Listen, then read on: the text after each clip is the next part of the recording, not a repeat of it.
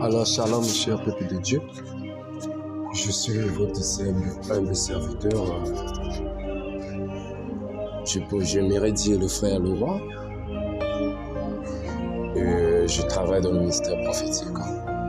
J'aimerais avec vous partager un thème très important que nous allons étudier, et à savoir beaucoup de choses. Donc, j'aimerais juste que vous prêtez l'oreille. J'aimerais que vous puissiez aussi s'abonner parce qu'il y a beaucoup de choses pour faire dans notre vie. Notre page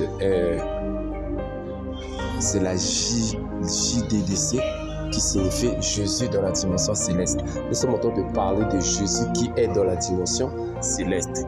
Alors que Jésus qui vit dans la dimension céleste, cela veut dire toute chose devient céleste. Et que des choses qui se passent dans le ciel, ce sont des choses qui sont invisibles sur la terre. Voilà. Donc, ceux-là qui veulent vivre Jésus dans sa dimension céleste doivent chercher à vivre dans la dimension céleste. Genre, qu'est-ce que je pourrais dire? La Bible déclare que Dieu est esprit. Alors, auquel moment Dieu est esprit? Dieu est esprit quand il est dans sa dimension céleste.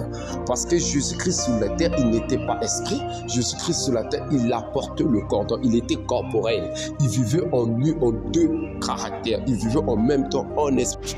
Donc, comme vous voyez, nous avons notre marque qui est dénommée la JDDC. Nous avons pour la mission de ramener la jeunesse dans la dimension céleste. Au fait, Jésus-Christ veut que toute la jeunesse, tout le monde entier vive dans sa dimension céleste.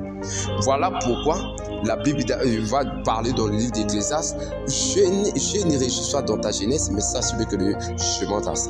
Alors, il est encore de prévenir aux jeunes de ne jamais